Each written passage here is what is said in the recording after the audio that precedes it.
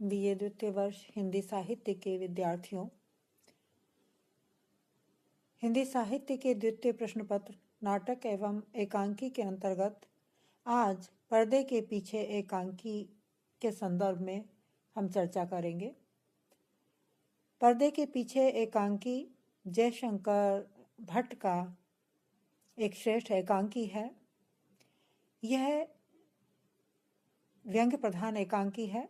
इसमें सामाजिक एवं राजनीतिक व्यवस्था, उसके खोखलेपन पर, उसके आकंठ भ्रष्टाचार में डूबे हुई स्थिति पर एकांकीकार ने व्यंग किया है।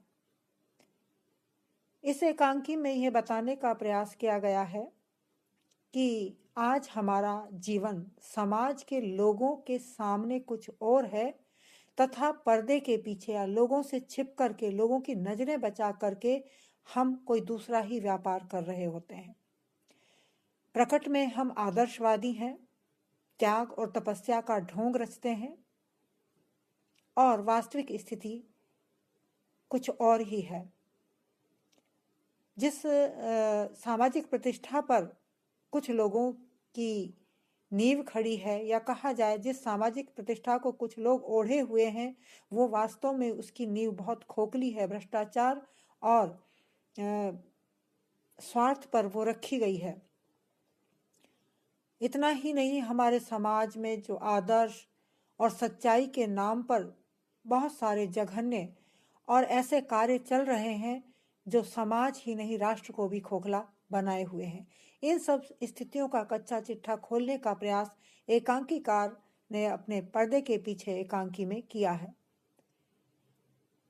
आज इस एकांकी में जो पात्र हैं, जो प्रमुख पात्र हैं, उसमें एक छीतरमल है जो कि एक सेठ है और वह अनेक प्रकार से भ्रष्टाचार में आकंठ डूबा हुआ है। चांदीराम उसका काका है, वह भी भ्रष्टाचार में डूबा हुआ है। इसके अतिरिक्त यहाँ पर इस एकांकी में एकांकीकार ने नेता और व्यापारियों या कहा जाए पूंजीपतियों के गठजोड़ को दिखाने का भी प्रयास किया है और उसके लिए लालचंद और नेमीचंद नामक दो नेताओं की को यहाँ पर कहानी में प्रस्तुत किया गया है। इसके अलावा दीनू, बड़ा मुनीम, डॉक्टर, किराएदार और दरोगा अन्य अनेक व्यक्ति हैं जो जिनके इर्द गिर्द इस कहानी का, इस एकांकी का ताना बाना बुना हुआ है। इस एकांकी में सेठ छीतरमल और उसका काका चांदीराम अपने गैरकानूनी कार्यों को छिपाने के लिए सरकारी मशीनरी का, पत्रकारिता जगत का और नेताओं का किस तरह से उपयोग करते हैं, किस तरह से उन्हें रिश्वत के माध्यम से उन्हें खिला पिला करके अपने पक्ष में कर लेते हैं, ये दर्शाया गया है। इसके माध्यम से एकांकीकार ने भ्रष्ट सामाजिक और राजनीतिक व्यवस्था का भंडाफोड़ किया है, क्योंकि यहाँ सभी लोग अपने अपने तरीके से भ्रष्टाचार में लिप्त हैं, चाहे वह दरोगा हो, चाहे सेठ हो, चाहे कांग्रेसी नेता हो आदि। एकांकीकार ने इनके दोहरे चरित्रों को उखाड़ करके पाठकों के सम्मुख रख दिया है। कांग्रेसी नेता और सेठ जैसे सफेद पोश लोग समाज सेवा का ढोंग तो रचते हैं, राष्ट्र सेवा का मुखौटा लगा करके वास्तव में वह स्वार्थ सेवा में ही लिप्त रहते हैं। सेठ छीतरमल पशुओं के अस्पताल खोलता है, धर्मार्थ औषधालय भी उसने खोल रखा है और उसकी आड़ में अपने गैर कानूनी धंधों को छिपाने का प्रयत्न करता है। वह अपनी काली कमाई सरकार से छिपाने के लिए इनकम टैक्स के अधिकारियों को अपने पक्ष में करने का प्रयास करता है। एकांकी में एक डॉक्टर है और उस जो पशु चिकित्सालय का डॉक्टर है, उस डॉक्टर को दबाव के द्वारा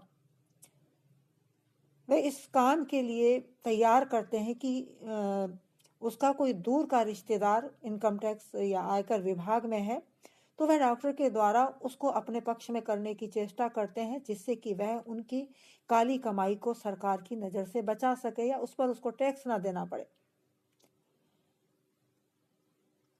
इसी प्रकार वह अन्य भी ऐसे अनैतिक कार्यों में लिप्त हैं। बहुत छोटे छोटे उन्होंने कमरे किराए पर दे रखे हैं और उनका किराया मनमाना किराया वसूलते हैं। किराया न देने पर जो वहाँ लोग रह रहे होते हैं उनका सामान निकाल करके बाहर फेंकवा देते हैं। तो यहाँ इनका इस संदर्भ में भी दोहरा चरित्र सामने देखने में आता है कि एक व्यक्ति का सामान वो बाहर फेंकवा देते हैं, वो गिड़गिड़ाता है, उनके सामने मिन्नतें करता है, लेकिन उनका कलेजा नहीं पसीजता। लेकिन इतने ही देर में, थोड़ी ही देर में वहाँ पर आयकर विभाग का एक अधिकारी आता है। वह अधिकारी उस व्यक्ति से, जिसको कि मकान से सेठ निकाल रहा होता है, बड़े अपनत्व के साथ बात करता है। तो ये देख करके सेठ का व्यवहार एकदम बदल जाता है। देखिए वो किस तरह से मुखौटा धारण किए हुए, किस तरह से उसका वास्तविक चरित्र कुछ और है और पीछे उसकी मंशा कुछ और है। वो तुरंत अपना भाव बदल लेता है और उस व्यक्ति को, जिससे कि आयकर अधिकारी जिससे बात कर रहा होता है, उस व्यक्ति को वो कहता है कि तुम जब तक चाहे इस मकान में रह सकते हो, तुमसे कोई किराया वसूला नहीं जाएगा। इस प्रकार से यहाँ पर उसका मुखौटा देखने को मिलता है सेठ का, कि जो वास्तव में तो धर्म के कार्यों में अपने आप को दिखा करके बड़ा दयालु, संवेदनशील, राष्ट्रभक्त और समाज सेवी प्रदर्शित करता है, लेकिन पीछे से वो कितना क्रूर और कठोर है।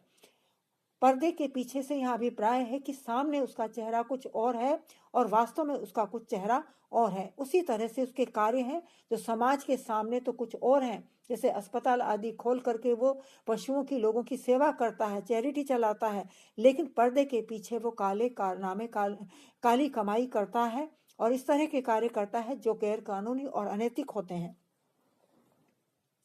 इसके अतिरिक्त एकांकीकार ने यहाँ पर नेताओं के भी दोहरे चरित्र को पाठकों के सम्मुख रखने का प्रयत्न किया है। यहाँ पर लालचंद और नेमीचंद नामक दो व्यक्ति हैं, जो नेता हैं, जो कांग्रेस से जिनका संबंध है, और वह उन नेताओं के प्रतीक हैं जो अपनी स्वार्थ सिद्धि के लिए राजनीति में आते हैं। लोक सेवा के लिए नहीं, जन सेवा के लिए नहीं, बल्कि अपनी स्वार्थ सिद्धि के को पूरा करने के लिए, अपनी स्वार्थ सिद्धि करने के लिए ही राजनीति में आते हैं। ये वो क्योंकि ये एकांकी आजादी के बाद की परिस्थितियों पर आधारित है। तो यहाँ पर जो नेता हैं, नेमीचंद और लालचंद नाम के जो नेता हैं, ये वो नेता हैं जो कांग्रेस के भारत छोड़ो आंदोलन, या कहा जाए कि स्वाधीनता आंदोलन के दौरान कांग्रेस में शामिल हुए थे, जेल भी गए थे, और जब देश आजाद हो गया तो अपने संघर्ष का वो उसको भुनाना चाहते हैं कि हमने देश के लिए संघर्ष किया, हम जेल गए, तो उसके बदले में उन्हें मान, पद, प्रतिष्ठा और पैसा चाहिए, और इसीलिए वह राजनीति में आते हैं ताकि वह अपनी स्वार्थ सिद्धि यहाँ कर सके। जो काम पहले गोरे कर रहे थे, वही अब ये देशी नेता सरकार में शामिल होकर के कर रहे हैं। यहाँ पर नेमीचंद की इस बात से उनकी स्वार्थ सिद्धि का पता चलता है। वो कहते हैं, अरे साहब, इतना त्याग किया, जेल गए, मार खाई, दुख सहे, और जब कुछ बनने का अवसर आया तो लोग आ गए। कहने का अभिप्राय है कि कुछ बनने के अवसर को ये लोग खोना नहीं चाहते। कुछ बनने के इस अवसर में ही इनकी स्वार्थ सिद्धि है। इनके अगर ये राजनीति में आ जाते हैं, राजनीति में कोई पद वगैरह प्राप्त कर लेते हैं, तो इनकी पीढ़ियां तर जाएंगी, ऐसा ये सोचते हैं। वहाँ मान भी है, पद भी है, शक्ति भी है और पैसा भी है। ये लोग सेठ, साहूकारों, पूंजीपतियों के यहाँ जाकर ये नेता लोग अपने महंगे महंगे शौक पूरे करते हैं।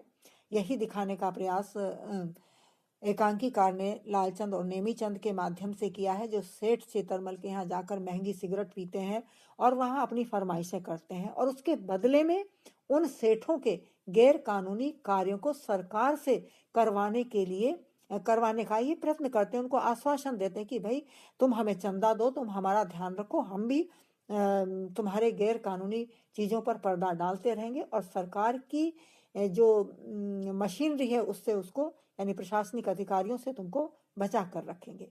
ये सारी चीजें पर्दे के पीछे चल रही होती है। कहने का अभिप्राय है कि सामने कुछ और हो रहा होता है और पीछे कुछ और हो रहा होता है। जनता के सामने ये चीजें नहीं आ पाती, लेकिन एक चीज और मैं यहाँ स्पष्ट कर देना चाहूंगी, सामान्य जनता उनके काले कारनामों को, काले धंधों को नहीं समझ पाती, लेकिन उनके साथ जो लोग मजदूर काम कर रहे होते हैं वो इन सब चीजों को अच्छी प्रकार से जानते हैं और उनको इस चीज को लेकर के बड़ी पीड़ा होती है कि हम दिन रात मेहनत करते हैं, मजदूरी करते हैं, लेकिन पेट भर भोजन हमको प्राप्त नहीं होता।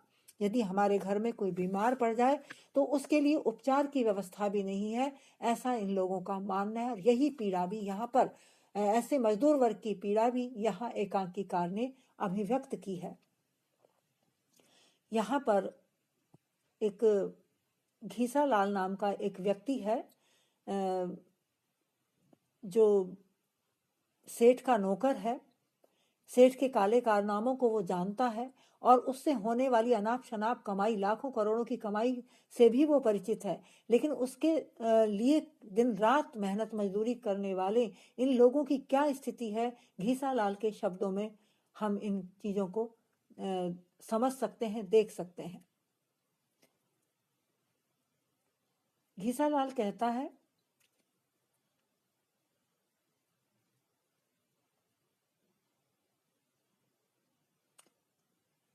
तो बेईमानी करना धर्म है, सरकार को धोखा देना, लोगों को लूटना धर्म है। क्या ऐसा धर्म मानने योग्य है? 4 महीने से मेरी घरवाली बीमार है, दवा दारू का पैसा नहीं। माँ पिछले महीने जीने से गिर पड़ी, उसका पांव ठीक नहीं होने आता। न बखत पे रोटी मिलती है, कहाँ से लाऊं इतना पैसा? धर्मारत औषधालय से दवा लाता हूँ पर फायदा भी नहीं होता। कहने का अभिप्राय है कि इन लोगों ने जो धर्मार्थ औषधालय खोल रखे हैं उनमें दवाइयां भी ऐसी कारगर नहीं है जिससे कि लेने वाले की सेहत में सुधार हो सके। तो यह गरीबी में पिसते लोगों के वर्णन भी किया गया है, लेकिन मुख्य रूप से एकांकीकार का लक्ष्य पर्दे के पीछे होने वाले काले कारनामों को लोगों के सामने प्रस्तुत करना है, लोगों के सामने रखना है। यही इस एकांकी का उद्देश्य है।